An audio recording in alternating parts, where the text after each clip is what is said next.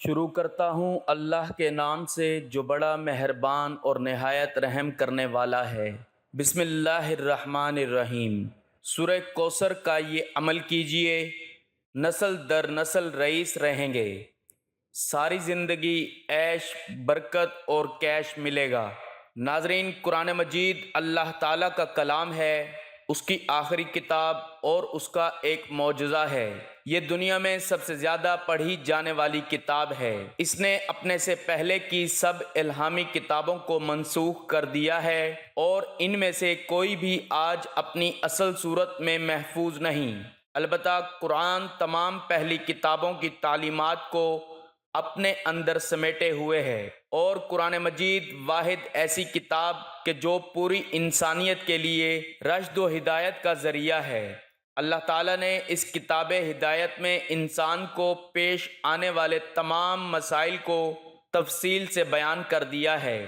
جیسا کہ ارشاد گرامی ہے، قرآن مجید سینکڑوں موضوعات پر مشتمل ہے۔ مسلمانوں کی دینی زندگی کا انحصار اس مقدس کتاب سے وابستگی پر ہے، اور یہ اس وقت تک ممکن نہیں جب تک اسے پڑھا اور سمجھا نہ جائے۔ قرآن کریم کا یہ اعجاز ہے کہ اللہ تعالیٰ نے قرآن کی حفاظت کا ذمہ خود لیا، اور قرآن کریم ایک ایسا معجزہ ہے کہ تمام مخلوقات مل کر بھی اس کی مثالیں پیش کرنے سے قاصر ہیں۔ قرآن کی عظمت کا اندازہ اس امر سے بھی لگایا جا سکتا ہے، یہ کتاب جس سرزمین پر نازل ہوئی اس نے وہاں کے لوگوں کو فرش خاک سے اوج ثریا تک پہنچا دیا۔ اس نے ان کو دنیا کی عظیم ترین طاقت بنا دیا۔ قرآن و احادیث میں قرآن اور حاملین قرآن کے بہت فضائل بیان کیے گئے ہیں۔ نبی کریم صلی اللہ علیہ وآلہ وسلم نے اپنی زبان رسالت سے ارشاد فرمایا، خیرکم من تعلم القرآن وعلمہ، اور ایک حدیث مبارک میں قوموں کی ترقی اور تنزلی کو بھی قرآن مجید پر عمل کرنے کے ساتھ مشروط کیا ہے۔ ارشاد نبوی ہے، ان اللہ یرفع بہذا الکتاب اقواما ویضع بہ آخرین۔ تاریخ گواہ کہ جب تک مسلمانوں نے قرآن و حدیث کو مقدم رکھا اور اس پر عمل پیرا رہے تو وہ دنیا میں غالب اور سر بلند رہے۔ انہوں نے 3 بر اعظموں پر حکومت کی اور دنیا کو اعلیٰ تہذیب و تمدن اور بہترین نظام زندگی دیا، اور جب قرآن سے دوری کا راستہ اختیار کیا تو مسلمان تنزلی کا شکار ہو گئے۔ شاعر مشرق علامہ اقبال نے بھی اس کی ترجمانی کرتے ہوئے کہا، وہ معزز تھے زمانے میں مسلمان ہو کر، اور تم خوار ہوئے تارک قرآن ہو کر۔ قرآن حکیم اللہ تعالیٰ کی نازل کردہ کتاب ہے، اس میں پوری انسانیت کے لیے رشد و ہدایت اور کامیابی و کامرانی کا سامان موجود ہے۔ یہ کتاب بندوں کو خالق سے ملاتی ہے، گمراہوں کو صراط مستقیم کا پتہ بتاتی ہے، اجڑے دلوں میں ایمان و یقین کے سبزے اگاتی ہے، قلب و جگر کو تقوی و طہارت کے نور سے منور کرتی ہے، مایوسی میں ڈوبی ہوئی زندگیوں میں امید و آس کی شمع روشن کرتی ہے، روحانی و جسمانی امراض کا صفایا کرتی ہے، پریشانیوں کو دور کرتی ہے، اور اس کے علاوہ نہ جانے کتنی صفات کی حامل یہ بے نظیر کتاب ہے۔ آج ہم بات کریں گے سورۃ الکوثر کے بارے میں، جو کہ قرآن کی سب سے مختصر ترین سورہ مبارکہ ہے۔ سورہ کوثر تدوین کے اعتبار سے 108 نمبر پر ہے اور نزول کے اعتبار سے 15 نمبر پر ہے۔ یہ سورت مکی ہے اور ہجرت مدینہ سے پہلے یہ سورت نازل ہوئی ہے۔ اِنَّا أَعْطَيْنَاكَ الْكَوْثَرَ، بے شک ہم نے آپ کو کوثر دی، فَصَلِّ لِرَبِّكَ وَانْحَرْ، پس اپنے رب کے لیے نماز پڑھیے اور قربانی کیجیے۔ اِنَّ شَأْنِيَكَ هُوَ الْأَبْتَرُ، نبی کریم صلی اللہ علیہ وآلہ وسلم جو تمام انبیاء کے سردار ہیں اور اللہ تبارک و تعالیٰ کے بعد کائنات میں انہی کی شان ہے، تو ان کے ساتھ دشمنی باندھنے والا بھی دشمن اعظم ہی کہلائے گا۔ اور اس سورہ مبارکہ میں دشمنی کی تباہی، بربادی اور ابتری کا ذکر اللہ تعالیٰ نے کیا ہے۔ اب اللہ تبارک و تعالیٰ نے اس سورہ مبارکہ میں 2 انعام کا ذکر کیا ہے، اور پھر 2 انعاموں کے بدلے میں 2 شکرانوں کا بھی تذکرہ کیا ہے۔ پہلا انعام تو اس میں اللہ نے یوں ذکر کیا کہ اے نبی صلی اللہ علیہ وآلہ وسلم، ہم نے آپ کو خیر کثیر عطا کر دیا ہے، یعنی کوثر عطا کر دیا۔ اب ایک کوثر کا مطلب تو یہ ہے کہ اللہ تعالیٰ نے دنیا میں بھی اور آخرت میں بھی خیر کثیر یعنی کوثر عطا کر دیا ہے، اور ہر طرح کی ظاہری، باطنی اور مادی معنوی خیریں آپ کے قدموں میں لا کر ڈال دیں۔ کوثر سے مراد حوض کوثر ہے جو جنت میں اللہ تعالیٰ نے نبی اکرم صلی اللہ علیہ وآلہ وسلم کو عطا کیا ہے۔ اس کو اللہ نے خیر کثیر فرمایا ہے کہ ایسی خیر ہے کہ جو کثرت سے بھری ہوئی ہے اور اس کے اندر کسی قسم کا دوسرا کوئی شائبہ نہیں ہے۔ تو یہ اللہ نے انعام ذکر کیا، اور دوسرا انعام آخر میں ذکر کیا کہ بے شک تیرا دشمن ہی ابتر ہوگا، دم کٹا ہوگا، بے برکت ہوگا، کہ تیرے دشمن کا نام مٹ جائے گا۔ آج دشمن تجھے مٹانے کی کوشش کرتے ہیں لیکن انہیں خبر نہیں، اصل میں تو مٹنا انہوں نے ہے۔ دو انعام ذکر کیے اور پھر درمیان میں شکرانے کے طور پر فرمایا کہ اب تیرا کام یہ ہے کہ اپنے رب کے لیے سجدہ ریز ہو جا اور قربانی کر۔ اب یہاں بدنی اور مالی دو عبادتیں ذکر کر دی کہ نماز بدنی عبادت ہے، تو جتنی بدنی عبادتیں ہیں، بھلے اقوال کی ہوں، احوال کی ہوں، اعمال کی ہوں، افعال کی ہوں، حرکت و سکون کی ہوں، ساری کی ساری عبادتیں اس میں داخل ہو گئیں کہ یہ عبادات اسی شکرانے کے طور پر کر کہ آپ کو خیر کثیر اور آپ کے دشمنوں کو بے نام کر دیا۔ دوسرا مالی عبادت کا ذکر کیا کہ قربانی مالی عبادت جو کہ اس میں شامل ہے۔ آپ جانور خرید کر اللہ کے راستے میں ذبح کر رہے ہیں تو یہ مالی عبادت ہے۔ تو جتنی بھی مالی عبادتیں ہیں، صدقات ہیں، خیرات ہیں، زکوٰۃ ہیں، اور یہ ساری کی ساری مالی عبادتیں ہیں، تو کوئی بھی مالی عبادت بھلے ایک پیسہ یا کھجور کا ٹکڑا بھی اگر اللہ کے راستے میں آپ دیتے ہیں تو گویا کہ آپ کے ان انعامات کا شکرانہ ظاہر ہوگا۔ لہٰذا فرمایا اس طریقے سے اس حقیقت کو ظاہر کریں۔ سورۃ الکوثر کے بے شمار فوائد ہیں، یہاں پہ ہم کچھ فوائد کا ذکر کریں گے جس کو کرنے سے آپ کی زندگی سے انشاءاللہ پریشانیاں اور تنگ دستیاں ختم ہو جائیں گی۔ اگر انسان پر تنگ دستی ہے، غربت ہے، فکر و فاقہ ہے، اور وہ چاہتا ہے کہ معنوی اور مادی دونوں اعتبار سے مالدار ہو جاؤں، ظاہر اور باطن کے اعتبار سے غنا مل جائے، تو 2 رکعت نماز حاجت کی نیت سے نفل پڑھے، اور ہر رکعت میں سورۃ فاتحہ کے بعد 7 مرتبہ یہ سورۃ الکوثر پڑھے، اور جب سلام پھیرے تو یہ جو دعا ہے، یہ حدیث کی دعا ہے، یہ دعا 11 مرتبہ پڑھیں۔ اللہم اکفنی بحلالک عن حرامک واغننی بفضلک عمن سواک، یہ پڑھ کے اللہ سے خیر مانگ لیں، تو اس کی پابندی کر لیں اور یہ عمل 41 دن کی نیت سے شروع کر لیں، انشاءاللہ زبردست اس کا نفع ہے، اور آپ کے لیے خوشحالی کے دسترخوان بچھ جائیں گے، تو اللہ تعالیٰ اس شخص کو خیر کثیر عطا فرمائے گا۔ سورۃ الکوثر کا فائدہ یہ ہے کہ اگر آپ کے سر میں شدید درد رہتا ہو، ہر طرح کے ٹوٹکے آزما لیے ہوں، ہر طرح کی دوائی استعمال کر لی ہو، مگر کسی بھی طریقے سے آپ کے سر کا درد جاتا نہ ہو، اور اکثر سر درد کی شکایت رہتی ہو، تو اس کا طریقہ کار کچھ یوں ہے کہ سورۃ الکوثر مریض 7 مرتبہ پڑھے اور پڑھ کر اپنے پورے جسم پر دم کر لے، یا کوئی اور اس مریض کے علاوہ یہ سورۃ کوثر 7 مرتبہ پڑھے اور پڑھ کر اس مریض کے اوپر 3 دفعہ زور زور سے پھونکے۔ انشاءاللہ 2-3 دفعہ ایسا کرنے سے جس قسم کا بھی جتنا شدید درد ہوگا وہ درد بالکل ختم ہو جائے گا۔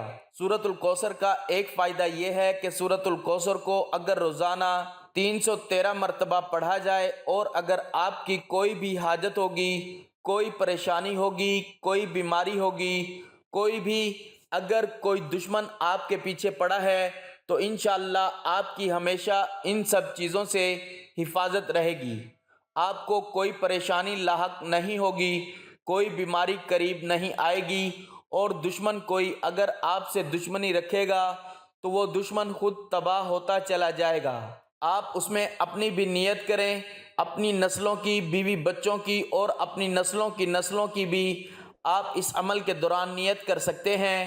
اور یہ بات نوٹ کر لیں کہ اول آخر آپ نے اس میں 11 مرتبہ درود شریف پڑھنا ہے۔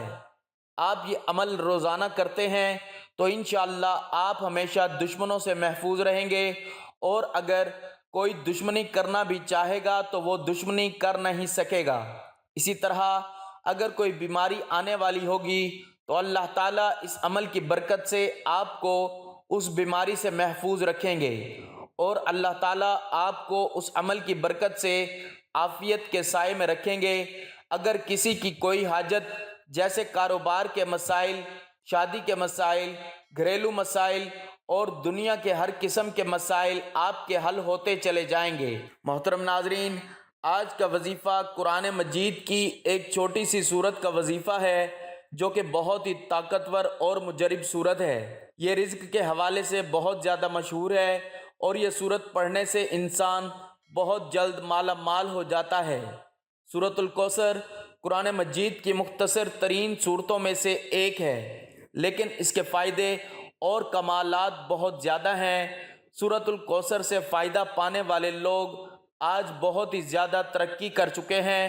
اللہ والو، یہ ہے وہ عمل جس سے 10 دن میں ہی ہر حاجت پوری ہو جاتی ہے، اور جو لوگ یہ وظیفہ کرتے ہیں ان کی نسل در نسل امیر ہو جاتی ہے۔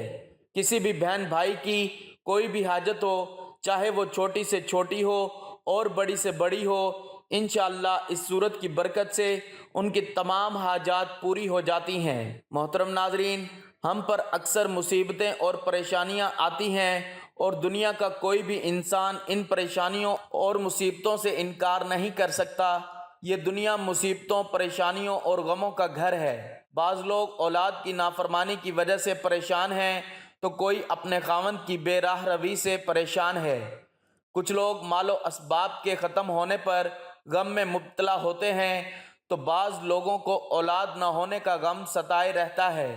اگر انسان مصیبتوں، پریشانیوں و غم و الم سے نجات حاصل کرنا چاہتا ہے تو وہ فوری طور پر یہ وظیفہ، یہ عمل کر لے، انشاءاللہ اس کی تمام پریشانیاں دور ہو جائیں گی اور اس کی نسلوں تک خوشحالی آ جائے گی۔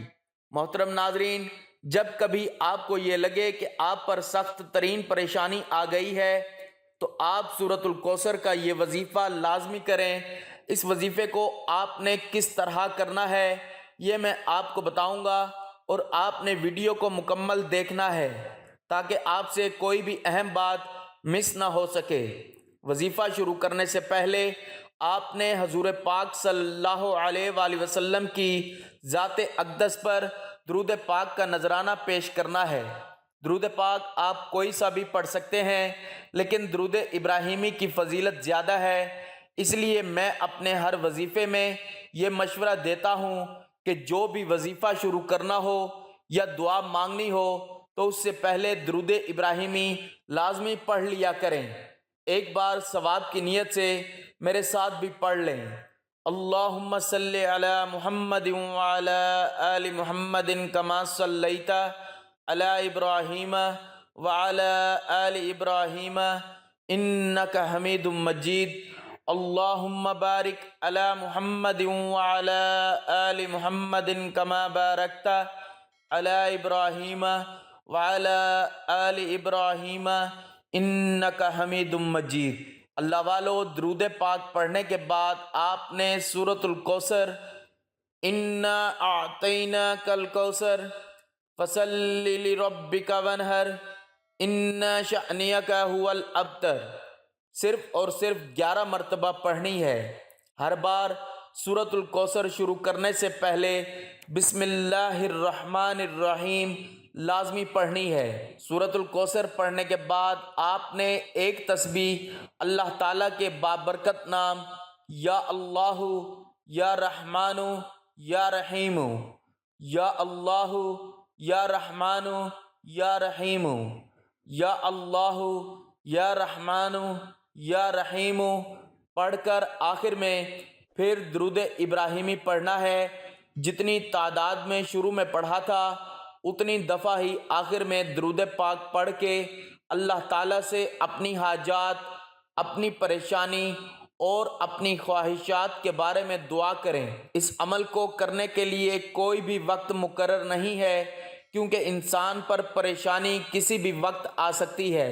اللہ نہ کرے کہ آپ پہ کبھی کوئی پریشانی آئے، مگر جیسے ہی آپ پر کوئی پریشانی کا وقت آئے تو فوراً آپ نے یہ وظیفہ پڑھ لینا ہے، اور جب تک آپ کی پریشانی ختم نہیں ہو جاتی اتنے دن تک آپ نے یہ عمل کرتے رہنا ہے۔ اس عمل کی برکت سے آپ کے رزق میں اتنی فراوانی ہوگی کہ آپ کی نسلیں بیٹھ کر کھائیں گی، اور آپ لوگ مجھے دعائیں دیں گے کہ کسی اللہ والے نے ہمیں کوئی وظیفہ بتایا تھا، جس کی وجہ سے آج ہم اتنے خوشحال ہیں۔ محترم ناظرین، اس وظیفے کو کرنے کے بعد آپ نے اللہ تعالیٰ کے حضور اپنے گناہوں کی سچی توبہ کرنی ہے، اور اپنے گناہوں کا اعتراف کرنا ہے، اور اللہ تعالیٰ سے اپنے لیے مغفرت کی دعا کرنی ہے، کیونکہ انسان پر پڑنے والی اکثر مصیبتیں اور پریشانیاں ان کے اپنے گناہوں کی وجہ سے آتی ہیں۔ اس کی تائید قرآن مجید میں بھی کی گئی ہے۔ سورۃ شورى کی 30ویں آیت میں ارشاد ہوتا ہے، تم پر جو بھی مصیبتیں پہنچتی ہیں وہ تمہارے ہاتھوں کی کمائی ہوتی ہیں، اور بے شک اللہ تعالیٰ معاف کرنے والا ہے۔ اللہ والو، اگر آپ اس عمل کو جاری رکھیں گے تو انشاءاللہ آپ خود اپنی آنکھوں سے اللہ پاک کے معجزات دیکھیں گے، کس طرح وہ آپ کو مالا مال کرتا ہے اور آپ کی تمام پریشانیوں اور تنگ دستیوں کو دور کرتا ہے۔ سورۃ الکوثر کا یہ وظیفہ پڑھنے سے گھر کے حالات دیکھتے ہی دیکھتے بدل جائیں گے، خالی جیبیں بھر جائیں گی، اور ایمان کی بیش بہا دولت اور نیک سیرت اولاد بھی عطا ہوگی۔ سورۃ الکوثر کے اس وظیفے پر پختہ یقین رکھتے ہوئے اس پر عمل کیجئے، انشاءاللہ بہت سے فوائد آپ کو حاصل ہوں گے۔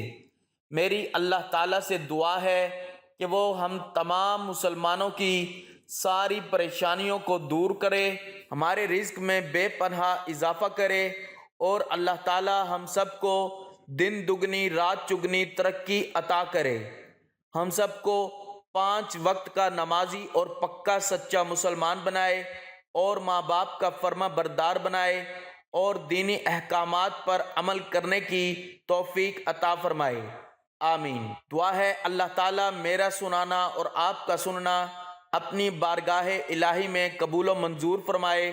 آمین ثم آمین۔ یا اللہ پاک، اگر کوئی غلطی کوتاہی ہو گئی ہے تو اپنے پیارے حبیب صلی اللہ علیہ وآلہ وسلم کے صدقے معاف فرما۔ ناظرین، گزارش ہے اللہ تعالیٰ کے 99 ناموں میں سے کوئی ایک نام لکھ کر کمنٹس میں ضرور شیئر کریں۔ اللہ تعالیٰ ہم سب کا حامی و ناصر ہو۔ آمین۔ جزاک اللہ۔